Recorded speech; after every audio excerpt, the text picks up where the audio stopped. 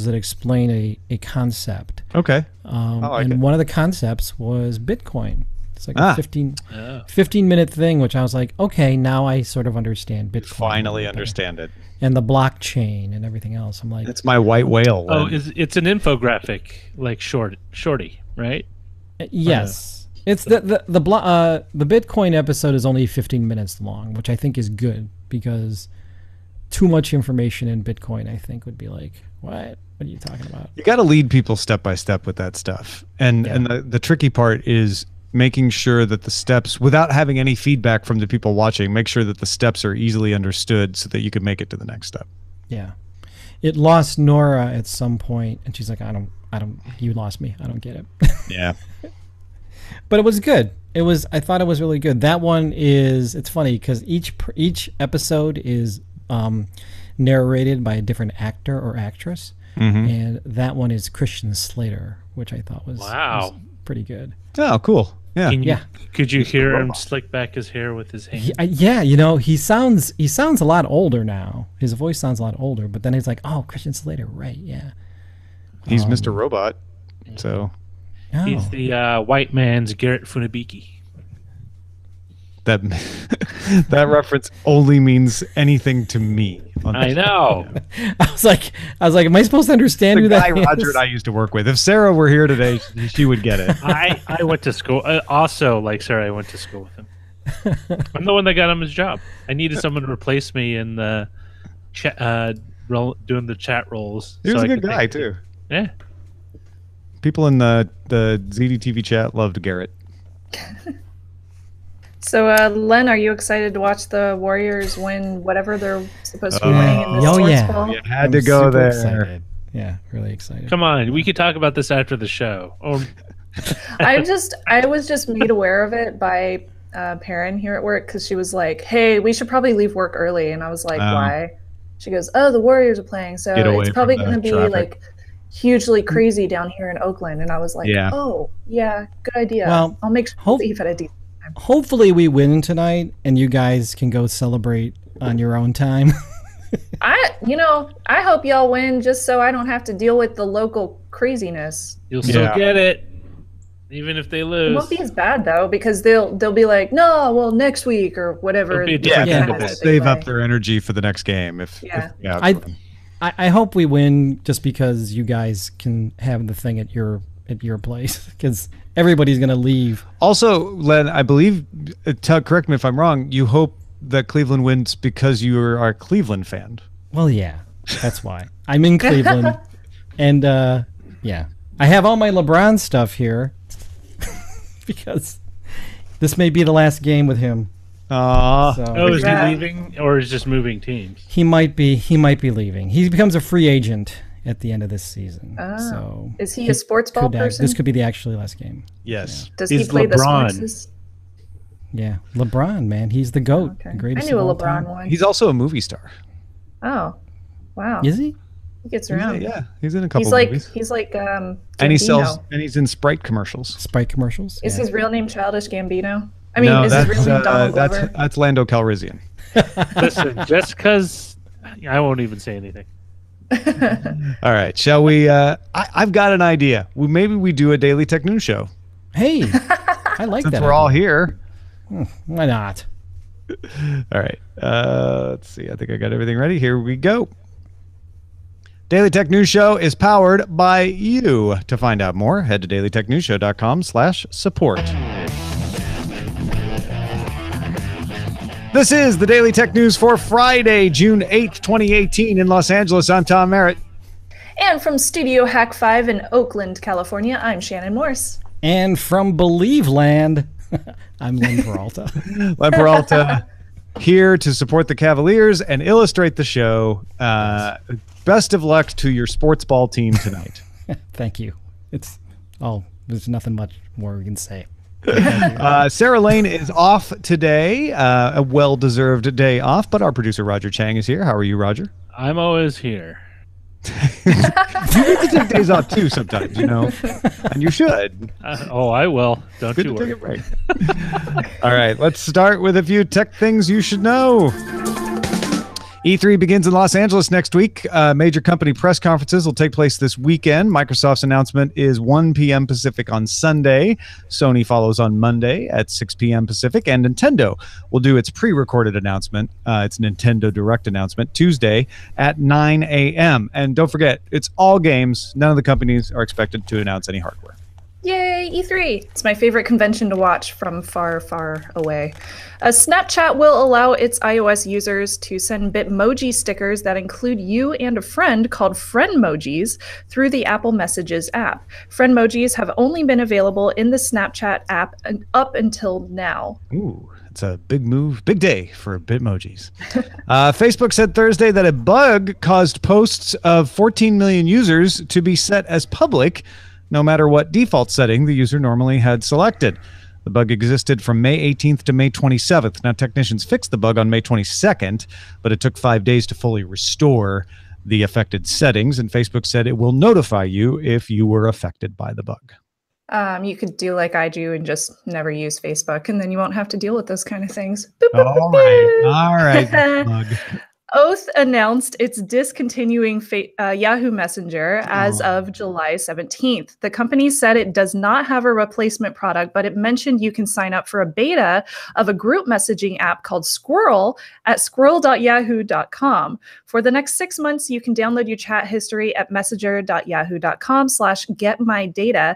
And Yahoo Messenger launched as Yahoo Pager back in 1998. Wow.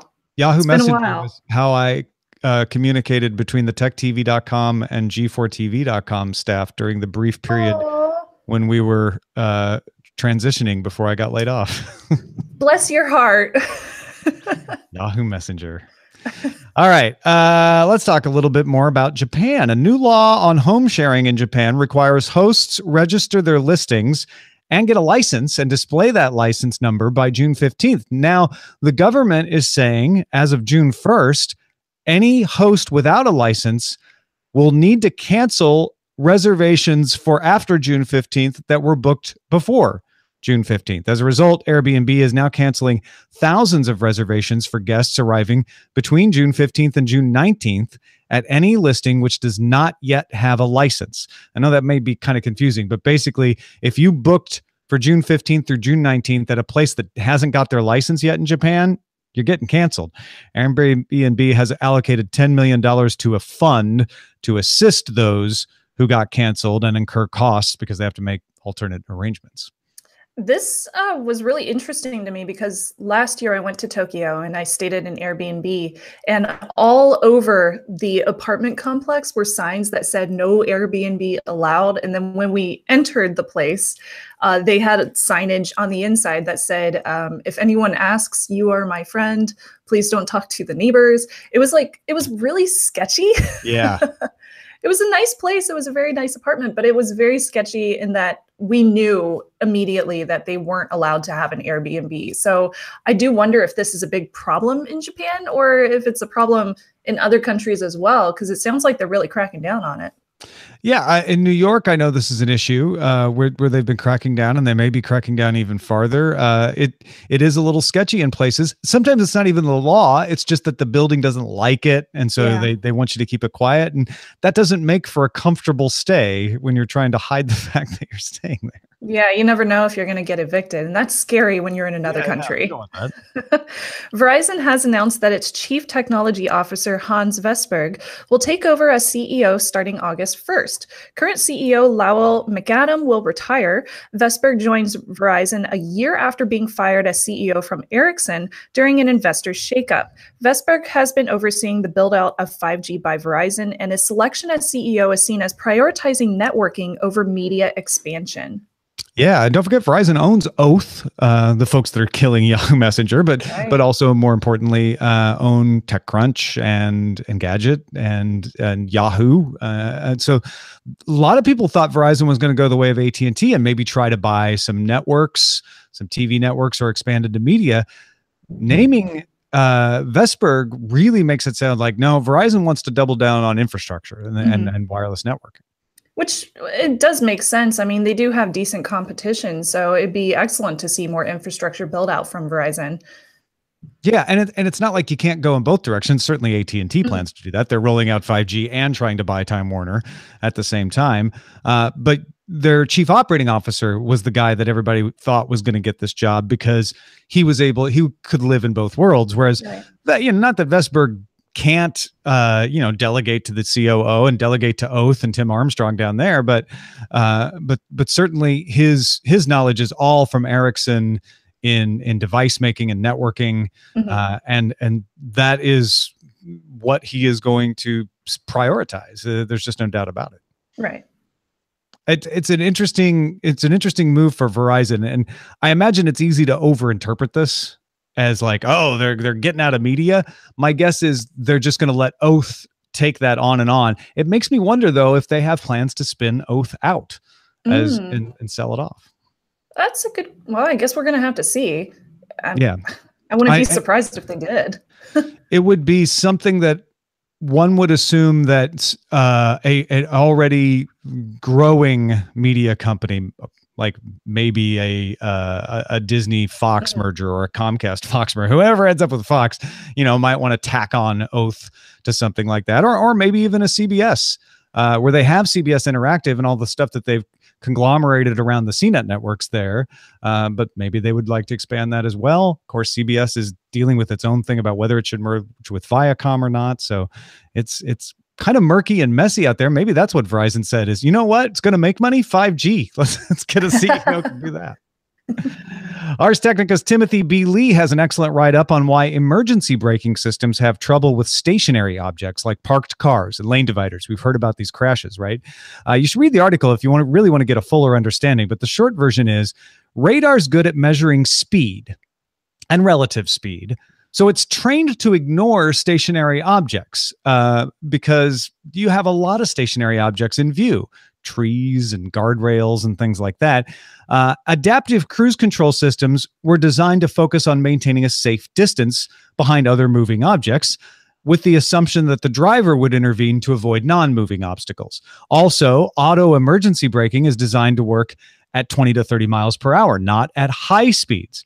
Higher speed emergency braking has a higher risk of accidents because at that speed, dangerous objects have to be detected farther ahead, and that's more prone to errors and false positives than the lower speeds where you're detecting them closer, where you have a better accuracy rate.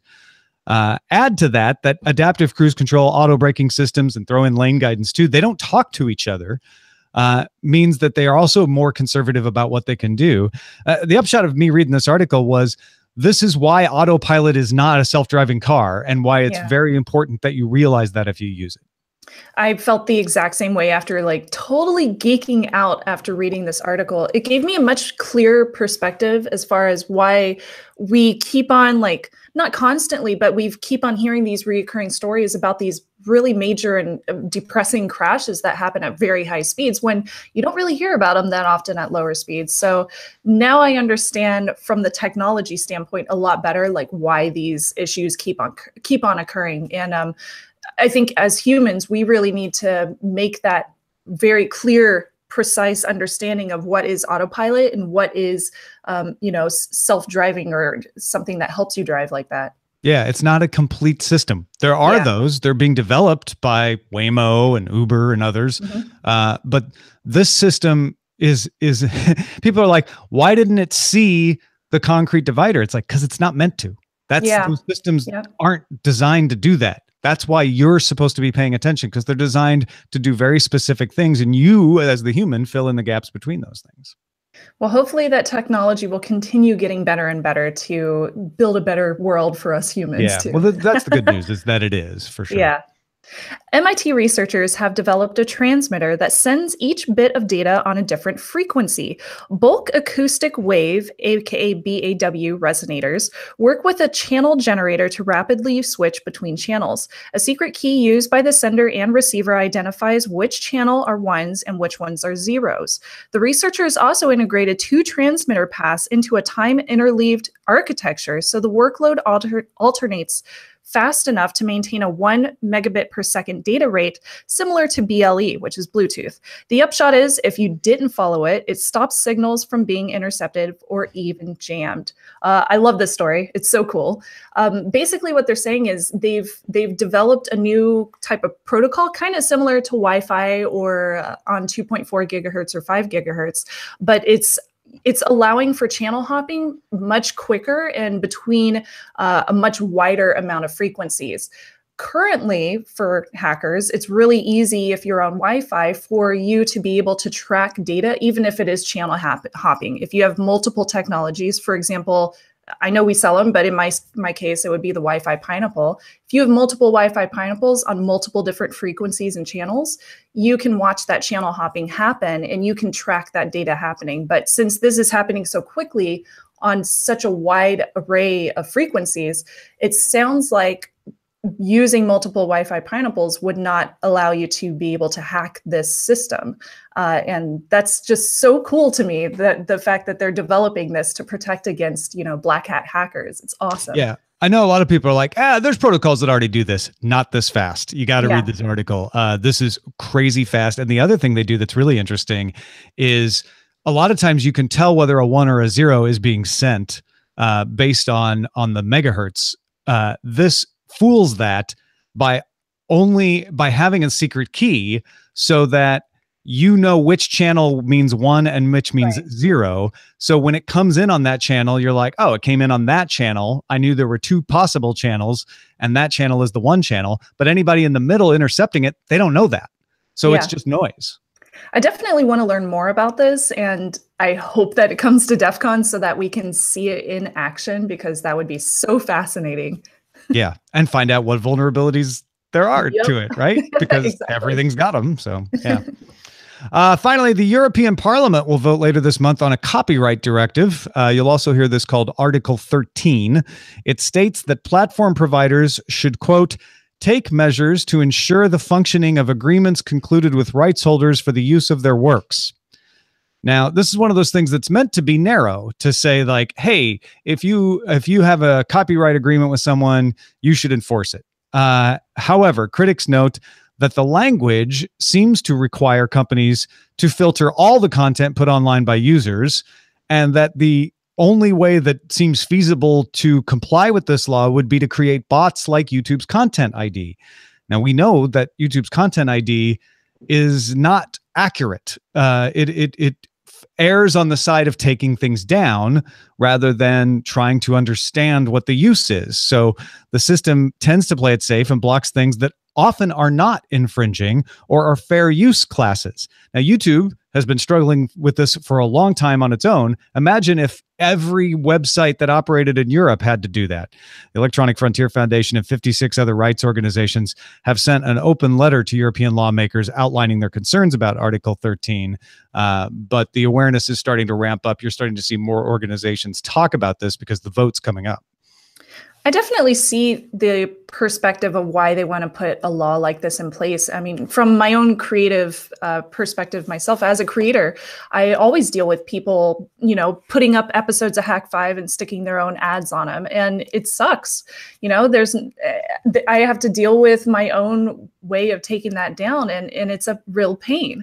But on the other hand, sometimes I purchase licensed music and then that gets a content ID claim takedown on YouTube. And I have a legitimate right to be able to use that music because I paid for it. And it's my music now that I own it. So there's no perfect answer to this issue from either side. It's a really big problem. Yeah. The problem isn't the law. You don't need a new law, is my take on this. A new law is not going to fix the fact that content ID systems aren't very good, right? You need to encourage technology. So if Europe really wants to take a positive step here, they would maybe create a standards organization or a consortium to work to come up with a better way to help the person who has a legitimate grievance, like you were just described, get satisfaction, but without trampling on fair use rights. That's a thorny problem, and it could use a big push for people to understand, and maybe even dig into like what copyright law does to creative works as far as encouraging or discouraging them and what the appropriate laws should be. This is just a Band-Aid, and it's probably going to make things worse if they enact it. Folks, if you want to get all the tech headlines each day in about 5 minutes, be sure to subscribe to dailytechheadlines.com, available on the Amazon Echo, Google Home, and more, including the Anchor app at anchor.fm. Thousands of Google employees signed a petition back in April, we mentioned it on the show, calling on CEO Sundar Pichai to cancel Google's Project Maven, which was developing AI as a tool for analyzing drone footage for the Pentagon here in the U.S. Now, Google has since, in response to the petition, not canceled Project Maven, but said it would not seek another contract, a follow-on contract for Project Maven after that project ends. And now CEO Sundar Pichai has outlined 4 areas where Google will not develop or deploy AI at all, as well as 7 principles for guiding the positive use of AI. Here are the 4 places where Google won't use AI. Technologies that cause or are likely to cause overall harm, where there is a material risk of harm, we will proceed only when we believe the benefits substantially outweigh the risks and will incorporate appropriate safety constraints. 2, weapons or other technologies whose principal purpose or implementation is to cause or directly facilitate injury to people. That's out. Number 3, technologies that gather or use information for surveillance, violating internationally accepted norms, whatever those are, that's out. And number 4, they're not going to do technologies whose purpose contravenes widely accepted principles of international law and human rights. So those are the things they've said we're not going to do. Google also stated 7 principles to guide AI development: be socially beneficial, avoid creating or reinforcing bias, be built and tested for safety, be accountable to people, incorporate privacy design principles, uphold high standards of scientific excellence, and be made available for uses that accord with all of these principles. So we've got a lot of wiggle room in there, but we've got some principles stated by Google because of this outrage about the idea that AI was being used in a military situation. It doesn't preclude military uses of AI. It just says we don't want them to be used to harm people. Right. And I would argue that a lot of these rules that they created are rather vague and very much open for whoever decides to read them, their own opinions, which I don't know if that's a good thing or a negative thing. Yeah, they're good principles, but if you really want to be assured, if you've got an opinion and you want to know, are they really going to do what I want them to do as an employee or not of Google, you want more specifics. You want examples. You want them to say, and we will definitely not do this kind of thing. And like you say, there's a lot of vagaries in here.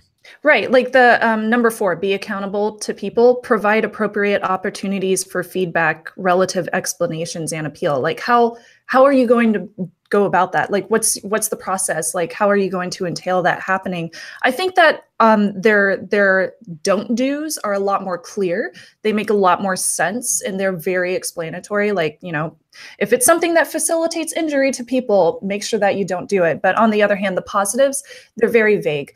On the good side, though, if we look at that positively, it gives Google the chance to grow with the norms of society. And since they're a US company, that's something that I can highly relate to in current years.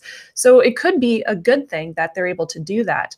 But I think that a lot of people are really thinking about this story right now and the fact that they decided to pull out of that contract and they decided to release these different tidbits about terms that they're going to stand by because of all the negative feelings and connotations that humans have kind of attributed to AI over the past several years. And I think most of that is because of the way that Hollywood and other industries show AI as if it's a bad thing that's going to end up like killing off all the humans. But in actuality, the basis that the way that humans are going to use AI, that's more attributable to what we could actually see happening in the coming years, as opposed to the AI is going to kill us all.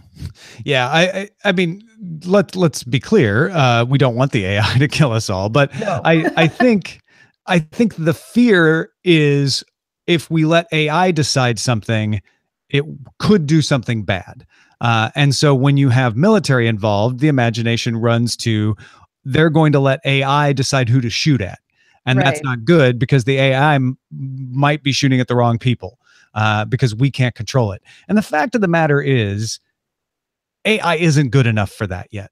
It just isn't. And no, I'm not saying they should be allowed to it when it gets good enough, but that is the least of our problems. You pointed out a really good article on livescience.com where they interviewed Killian Weisenberger, an associate professor in the Department of Computer Science at Cornell University, who told them that some types of problems map well to AI skill sets, making certain tasks relatively easy for AI to complete. Like you can map it to play Go or something like that.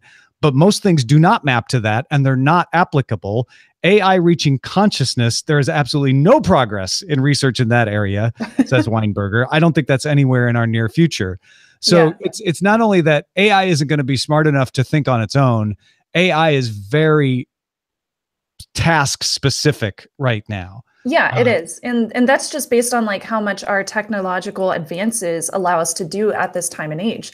Now, it's entirely possible in like half a century or something like that, we might start to see that kind of ability to happen with that technology. But right now, we just don't have that ability, even with quantum computing, even with AI. It's just not there. So a lot of what we see in places like Hollywood and in TV and like the show Humans, which is about gaining consciousness, which is a great show, by the way. Yeah. It's a really good show. But still, like those things just they don't exist at this time and age. Yeah, and honestly, the problem with using AI in a lot of these kinds of situations would have to do with it not being very good at all. Like, you know, not that it would decide to turn malevolent, but it just wouldn't do the right thing. And that's dangerous in a militaristic situation already. I think Project Maven was probably okay. It was analyzing imagery.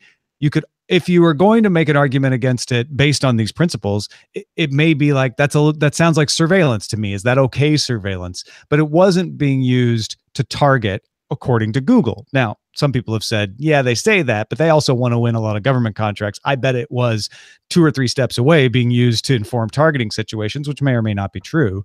Right. And I think that's why a lot of Google employees were like, we just don't want to be anywhere near that at all. Yeah, they don't want to be associated with it. They want these contracts, so they're going to try. Google's going to try. It's in its best interest to try to figure out how to be able to get government contracts, including military contracts, in some way that appears responsible to their own employees and other people. Now, they still could use AI with government contracts. They could do things like help them develop better technology for the Air Force. They could help make better technology in planes, or they could help with the computer technology advances in the military. The people that work behind the computers, not necessarily out on the fields. Well, I just wanted to add one thing. One reason why, you know, this kind of contract with the military is so, you know, seductive and compelling is the Department of Defense spends a lot of money. Yes. People not realize it, but Silicon Valley owes its birth to military spending, whether it was in aerospace, aeronautics research, radar development, electronics research, all through the impetus of defense. So there has been a history of the military spending a lot of money, and you know, until private institutions can match that in that way, for a lot of these companies, it's like, look, we just hit the jackpot. We get all this money to do the research we want to do, and we get very few strings attached. We don't have VCs breathing down our backs, checking every month. How you doing? Where are you Although at? Google doesn't have VCs breathing down its back. It's got search money coming in, but it wants to diversify those resources, and that big old pot of government money is just as appealing. It's a lot of money. Yeah. Well, thanks to everybody who participates in our subreddit. You can submit stories and vote on them at dailytechnewsshow.reddit.com and facebook.com/groups/dailytechnewsshow. Got a couple of emails here. First of all, John sent us an email about Valve's decision on how to moderate content on the Steam store, which is basically to say they won't unless it's illegal. John says, I'm actually a huge fan of the way Valve has decided to approach objectionable content, mostly because objectionable is subjective. I think if steam is well filtered, categorized, and managed by humans instead of algorithms, it can allow all comers. The filters that Steam is talking about would be managed by you. You would decide what you want to see. Perhaps my faith in humanity is misplaced, he says, but I believe the cream still rises to the top. I don't think games and content with outright racist, demeaning, and or trolling content will do well, at least not long term. Well, yeah, I don't know. It's a hard debate to talk about, especially, with our own personal perspectives. So I could agree or disagree with that email, but Valve's they're a company, they're a closed company, so they can do what they want, and we can agree with our wallets or disagree with our wallets. I do, in principle, without getting into the rest of it, I do like the idea that, and I want to see what their controls look like, but in principle, I like the idea of we'll give you the filter. You decide what you see in the store, and I think that's a pretty good approach. I'm interested to see how that works. It's kind of like Twitter blocking or giving me the ability to block certain words from showing up in my notifications. So if I don't want to see something that's sexist, for example, I can block that word and then I never see it. So to me, it doesn't exist. Would you do us the honor of reading the last email? Sure. So this one comes from Bill from Chicago. He chimes in about the Cat Genie comment regarding a new automatic litter box that was showcased at Computex. He writes, I've had a Cat Genie automatic litter box for years now. Works fantastic. It washes itself and it pumps the mess to a drain. I just power wash mine once a year. My cat loves it and so do I. I just got one less thing to worry about. Wanted to share for anyone who is as lazy as I am or has an elderly cat person who wants to help save their back. That's awesome. And I would actually recommend another cat litter robot in case you don't have the drainage option, or if you're renting and you don't have the ability to put in your own water option for the litter or the Cat Genie. The Litter Robot 3 is the one that I have at home that I've been using for a year, and it's amazing. Oh, cool. Good. Yeah. So many litter robots out there. I had no idea. This is great. It's a thing. Nobody likes to use litter. Before we get out of here, let's check in with Len Peralta. What have you been drawing, Len? Well, I know you said in the main story that Google has kind of backed off of putting AI in guns, which is good news. But I decided to sort of talk about that idea in the sense that people are afraid of AI going into products and what it means, and that it becomes sentient. So I did actually 2 drawings today. Oh, wow. One is they're both called smart guns, and the first one is about adding artificial intelligence to weapons because some folks lack the actual intelligence to use them properly. And you have a guy who is scared of the gun, which is saying, put me down, I'm not shooting anything, go home and go to bed. I like this because it's saying maybe the gun will actually be smarter. Yes, exactly. And then the second one, which personally I think might be my favorite, is this one, which is just called Smart Guns. It's an automatic rifle that is becomes sentient and is saying, don't shoot me, which, if you think about it, is I don't see it. Where is it? Very clever. Yeah, no, there. There it is. Yeah. Now I see it. I like this one a lot. It says a lot with just a little. Oh, yeah. Thank you. That's really cool. Yeah. Yes, it's pretty cool, and you can get both of these prints right now at my online store. And also, I want to mention that next month we have our first wedding in our family, and I'm trying to make some money to pay off some stuff with the wedding for my son. So I'm open for commissions. If you have any commissions, send them my way. You can start over at lenperaltastore.com. So basically, you can be responsible for a slice of wedding cake, or a place setting, a floral decoration at the wedding, by commissioning Len, and then you get a great piece of art out of it. That's right. It's great. Also good for dads and grads as well. So lenperaltastore.com. Thank you. Shannon, Morse, what do you guys got going on? Well, over at Hack 5, I just had my new friend Renoa on the show. She got to guest host with me because I met her at Maker Faire randomly, and we did a vintage Apple IIc teardown, which was It was so cool. I've never seen the inside of an Apple IIc, so I was able to break it down and actually see everything that goes on the inside of one of these devices, and that was so much fun. So that was over at hack5.org, hak5.org. And then on TechThing, I just reviewed a new product called the Pearl Charger, which just hit its goal on Kickstarter, which is very exciting. And it's this really cool USB charger that shows you the wattage information right on the front, and it doesn't throttle in between any of the USB ports. So it'd be great for like a Raspberry Pi cluster or something like that. But you can check that one out over at tekthing.com. Thank you, everybody who supports the show. We are right now at 8 days into the month, 5 patrons less than last month. And we always like to have at least one more patron than last month. So if a few of you have been on the fence about getting in, or if you had to leave and it's been a while and now you realize, hey, wait a minute, I can support the show again. It's $1 a month is the base. It's not much, and it helps us keep bringing the show to you. It's the value for value model. If you get value out of the show, we just ask you give a little of that value back at patreon.com/DTNS. Our email address is feedback@dailytechnewsshow.com. We're live Monday through Friday, 4:30 p.m. Eastern, 20:30 UTC. You can find out more at dailytechnewsshow.com/live. Patrons, keep an eye out for the link to the quarterly hangout on Saturday. And for the rest of you, we'll be back on Monday with Justin Robert Young. Talk to you then. This show is part of the Frog Pants Network. Get more at frogpants.com. The Diamond Club hopes you have enjoyed this program. Yay! Woohoo! Excellent show, Shannon. Good show, internets. Good job, Internet. Yeah, that was fun. I really like talking about AI. Yeah, we had good topics today. It was fun.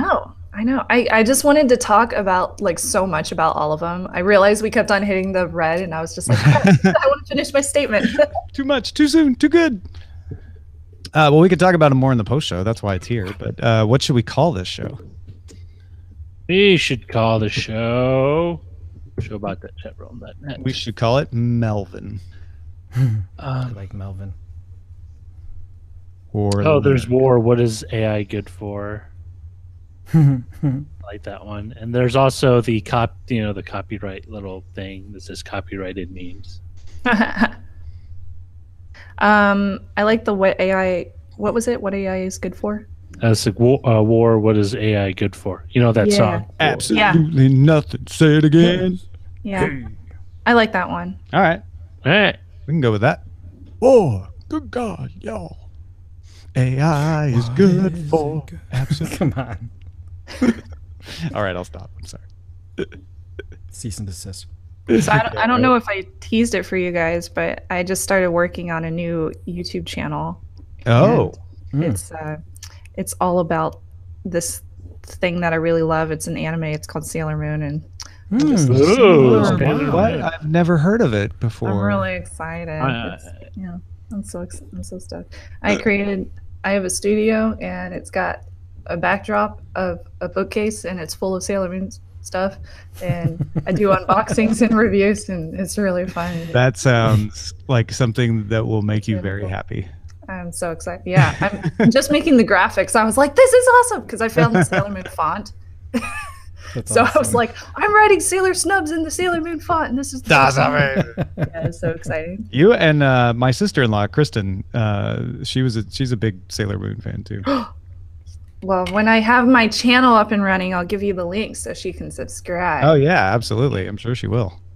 I'll probably have it up and running next week. She works at Facebook. I'm judging a little her. place called Facebook. She works in some internal video making, Oh, that's cool. Something like that. Yeah. That's cool, man. Yeah. Well, what are you up to this weekend? I know that much. Well, we're doing our quarterly hangout, and then we're doing our DTNS meeting of me, Sarah, and Roger. And then Sunday, I'm doing Night Attack. Oh, fun. Night Attack live in Los Angeles. Right. Oh my gosh, that's so cool. Yeah. So anybody in the LA area, you in town for E3, come by in Santa Monica. Ho, ho, ho. Exciting. So why is everybody down? Are they down there for E3 too? No, they're just doing these 2 shows, one in San Diego and one up here in LA or in Santa Monica, I suppose. That's awesome. I have pinned the details to the top of my Twitter, twitter.com/acedetect. That would be one place you can find it. But it is at the West Side Comedy Club in Santa Monica. Starts at 7 p.m. June 10th. Nice. That's so exciting. Oh, I wish I could go. It's going to be me, Carboni, Andrew Main. Oh, all my Sarah people. Lane's probably going to show up. It's my Roger might even. All the peeps. Wife will let him. I have to see what happens with my wife and wife. It's going to be fun. So that's what I'm doing. What are you doing? My friend Russell, he just turned, I don't know how old, but he turned an age. A birthday party. So most likely I'll be doing a birthday party thing with him. I love Russell. Tell him I said happy birthday. I will. Yeah, I'll definitely pass that along to him. He's such a good friend. I love his Instagram. I feel like I'm a world traveler just watching it.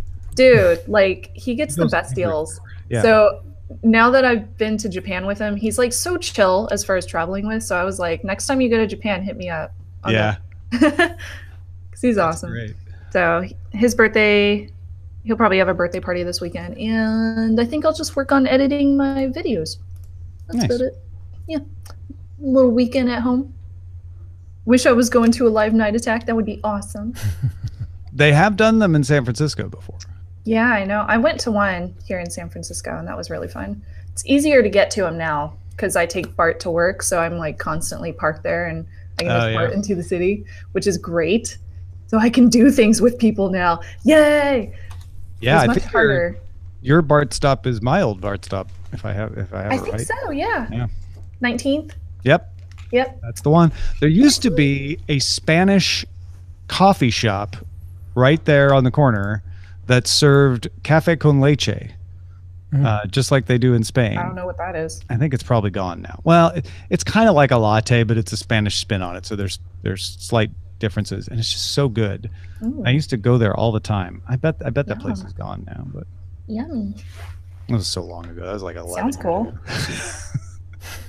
I'm going to go start my weekend now. Okay. Yeah. What are you going to do, Len? Gonna watch a game? Gonna watch a basketball game? Probably watch a game. Just one game, probably. And then I hope you watch 2. Yeah. Or maybe my even son 3. and his fiance are in town, but we probably won't see them a whole lot. I don't know. Going to a party on Saturday or on Sunday. Maybe going downtown tomorrow to go to a parade. I don't know. It's all up in the air. Well, man, I really love the stuff you did today. It was awesome. Thank you. Very cool. Thank you so much. I appreciate that. And I implore every single person within the sound of my voice to commission Len for something today. Yes, please. That would be awesome. I had a couple people ghost on me, so don't be like them. I like the idea of doing like a Father's Day illustration. Yes. That's a really cool idea. Yes. What a great Father's Day gift, right? Yeah. And there's time too. There's time this week. Grad gift. Yeah. Dads and grads. Can you do a print for Father's Day? Because my dad's not an internet user. Yes, I can, of course. If you order early enough, you can. Okay. So yeah, just hit me up. Go to the store, send me a message, and we'll work something out. Cool. Right on. All right, gotta go. All right, bye, Len. Bye. See you later. Bye. Now we can talk about Len. How great he is, and we like him. Yeah. He'll never know. How his art is awesome. How I don't feel intimidated by his size. Oh, that's great. Oh, I got a pledge update from Action News. Action News. From Justin Robert Young's Action News? Oh, they found a freight forwarder. That's good. Oh, for international stuff? Yeah. Gotcha. I'm so excited to get that game in the mail. It's going to be great. We did have someone to ship it through. They weren't going to just ship it through UPS or DHL. I think it's to, yeah, I guess The warehouse wasn't gonna ship it through one of the regular companies from their manufacturer overseas, so they had to find a freight forwarder. Oh no, I don't deal with shipping no more. No, I just make shows. That's off your agenda. Yeah, thank God. Oh my gosh, I had so much work to do when I was doing the store and Hack 5 shows, and I was doing Twit for a short time. Stores are a lot of work. Yeah, they're so tiring. So I'm excited to hear about that Patreon thing. Yeah, so that is interesting. We was in the Daily Tech headlines. It's not really a big enough story for the main show, but it's of interest to the patrons, I'm sure, that Patreon bought that merch company, and they're going to try to integrate that into Patreon, so that the idea being you could just upload designs, that merch company will make them and ship them out for you to patrons, which means we might be able to easily add some merch rewards to people on Patreon. It's really cool. Yeah. I would love that. And I made it very clear to as many people at Patreon as possible that I would be happy to be first in line to beta test it. So yeah, that sounds great. Yeah. Well, if you do beta test it, I would love to hear more about your thoughts on it, because that's something we've considered is physical rewards for a while. Yeah, like we have the store with the hats and everything, but turning that into a reward on an ongoing basis with fulfillment and all of that, it's tough, especially internationally. So I hope they fix a lot of those issues. Me too. All right. Well, I think we'll end the stream there. Thanks, everybody. Have a great weekend. And we'll see some of you tomorrow, I'm sure, on the Analyst Hangout. And if not, we'll see you on Monday. Bye. Yeah, bye.